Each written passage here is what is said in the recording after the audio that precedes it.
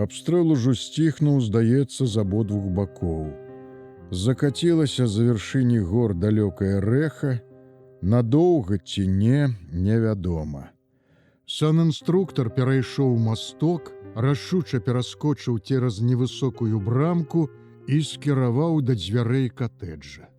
Штосьці пагрозлівае здалося мне ў той яго самаўпэўненай, амаль злой рашучасці, быццам і я ўжо меў пэўныя стасункі да таго катэджа. Я выскачыў з агнявой, накульгаваючы на пабітую нагу, перайшоў масток, пералез цераз агароджу. З дамоўкі ніхто не паказваўся, а Пятрушын раз-пораз дубасіў кулаком у цяжкія дзверы. «Адкройце!» Я падбег ззаду і рвануў яго за плячо. «Прэч адсюль!» Санінструктар павярнуўся, працяў мяне злым позіркам, але паслухаўся і пайшоў да брамкі. Здаля толькі брыдка нягучна вылаяўся. Я павярнуўся быў, каб падацца следам, як ззаду забразгалі дзверы. «Дзякуй вам, ён другі раз ужо». На парозе ў паўрасчыненых дзвярах стаяла яна, мая зямлячка.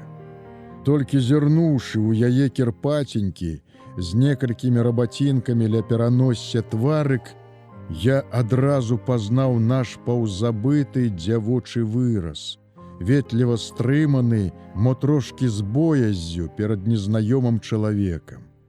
З выгляду яна была зусім яшчэ дзяўчо, падобная на хлопчыка-падлетка ў цёмнай кофтачцы з белым каўнерыкам і вузкіх штоніках замест спаднічкі. Спераду быў прышпілены куртаценькі белы фартушок, як у пакаёўкі ці што.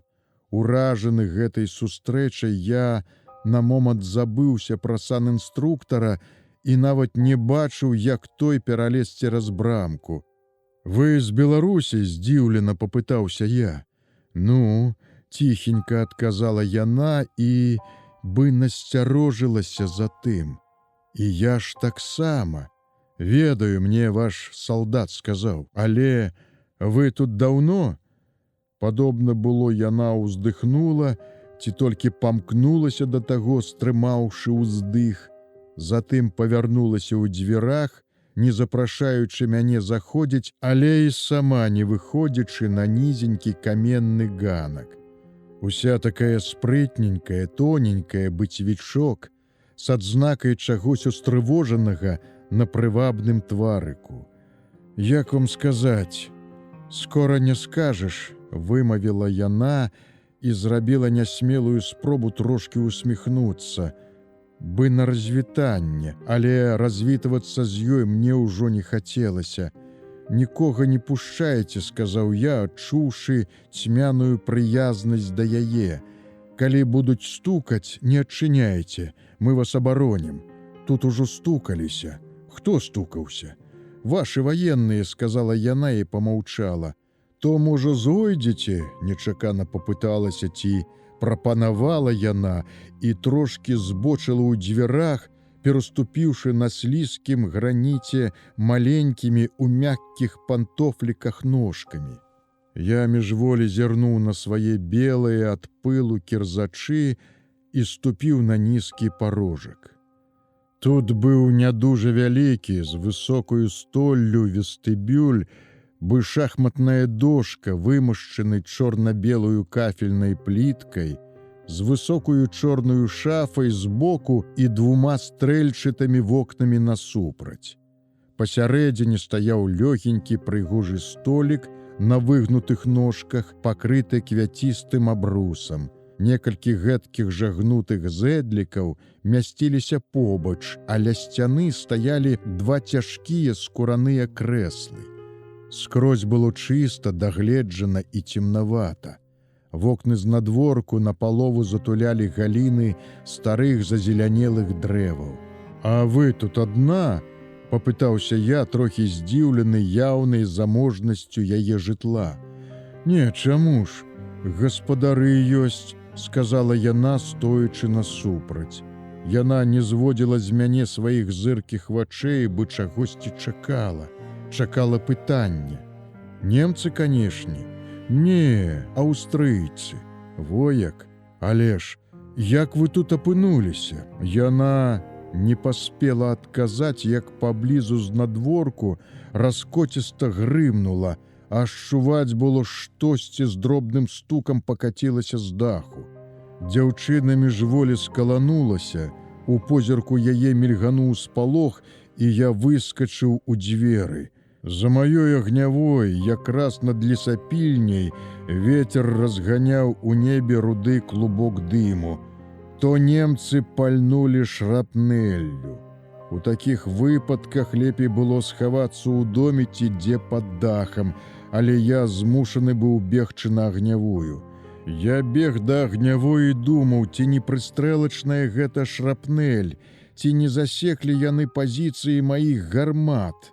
Другі разлік узвода быў па той бок заваленай дошкамі лесапільні, як бы яму там не дасталося. На гэтай агнявой усе сядзелі ў раўку, хоць ад шрапнелі ў раўку не схаваешся. У гэты час яшчэ з прарэзлівым трэскам разарваліся два шрапнельных, але цяпер далей, па той бок дарогі. Я гукнуў Скібаву збегаць у другі разлік даведацца, ці не параніла каго там.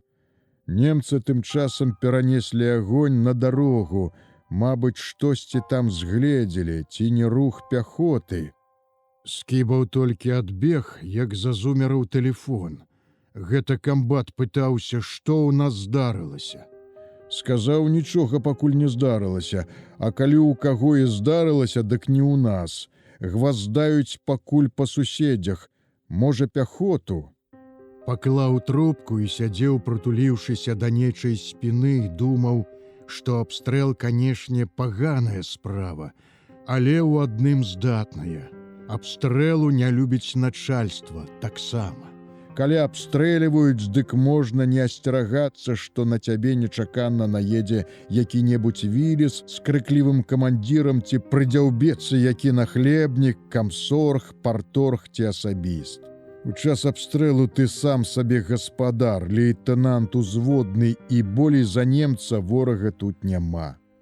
Абстрэл шрапнеллю цягнуўся, здаецца, бясконца доўга. Усё яснае неба над гарадком было спляжана жоўта-рудымі плямамі, якія спакваля расплываліся, выцягваліся ў ветраныя космы, і сярод іх пыхкалі новыя, па адным, парамі, а то і па 4 адразу. Прарэзлівы трэск выбухаў голасна аддаваўся горным рэхам, ад асабліва блізкіх закладывала ў вушу і прыгнятала да глыбіні душы. Толькі б стрываць, толькі б перачакаць, не загінуць. Гінуць напрыканцы вайны проста жах. Але ўрэшце ў небе над горадам змоўкла. Праўда, штось выбухнула напаследак удалечыні, і настала няпэўная, амаль загадкавая цішыня. Прыбег Скібаў, сказаў, што ў другім разліку ўсе цэлыя, нікога не параніла, толькі побач у двары забіла 2 коней з пехацінскага абозу.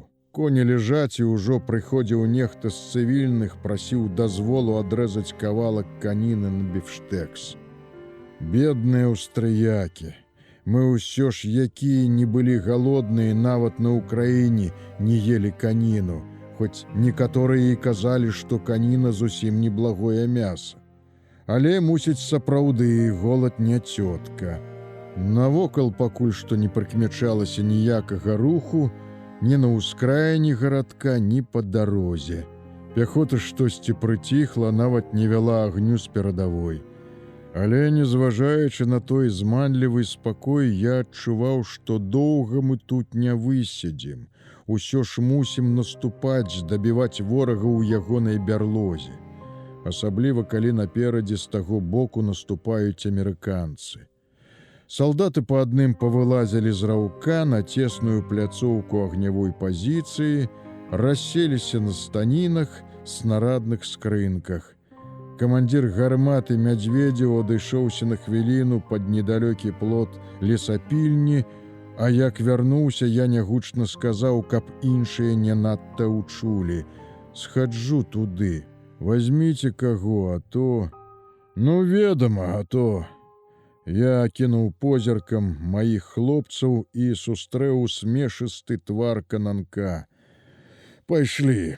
Той падхапіў на плячо аўтамат, і мы хуткім крокам пайшлі да катэджа. Брамка была зачыненая, і на гэты раз пералазіць цераз яе было трохі няёмка. Не тое, што раней.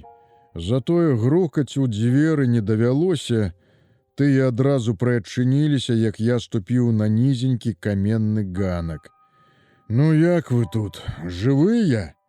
Ой, страхоцце колькі, заходзьце, калі ласка, відавочна, яшчэ не супакоіўшыся ад перажытага, сказала дзяўчына. Нічога, нядоўга засталося, з захаду ідуць амерыканцы. Праўда? Але ж мы тут нічога не ведаем, дык можа, сядайце, няўпэўнена прапанавала яна. Я не сядаў, марудзіў, кананок тым часам кіўнуў на дзверы. Я там, таварыш лейтэнант. Ён выйшаў на ганак, і я застаўся адзін. Можа, і не варта было б тут затрымлівацца, але мне хацелася болей дазнацца пра маю зямлячку. Дык як цябе завуць? Мяне? Франя, а вас? Стоячы ля чорнай грувасткай шафы, яна бачна было з большым, чым раней даверам, вывучала мяне. Змітрок Барэйка, трохі сумеўшыся, адказаў я, родам з Бешанковічаў, а ты адкуль? Прыкладна адтуль жа, скупа адказала Франя, нібы прыслухоўваючыся да чагосьці. Знадворку, аднак, не чулася нічога асаблівага, хіба за рамамі вузкіх вокнаў ціхенька ляскатала на ветры блізкае лісце дрэў. Удакладняць сваё паходжанне Франя, аднак, не стала. Але пачаставаць вас няма чым, хіба гарбаткай. Добра, гарбаткай, аж узрадаваўся я, учуўшы гэтае знаёмае з дзяцінства слова. Так некалі вымаўляла маці, вясковая настаўніца. Бацька ж заўсёды казаў чай, а маці упарта папраўляла яго. Гарбата. Дык пасядзіце, я хуценька, сказала Франя і ціхенька выслізнула ў сваіх мяккіх пантофліках праз бакавыя дзверы.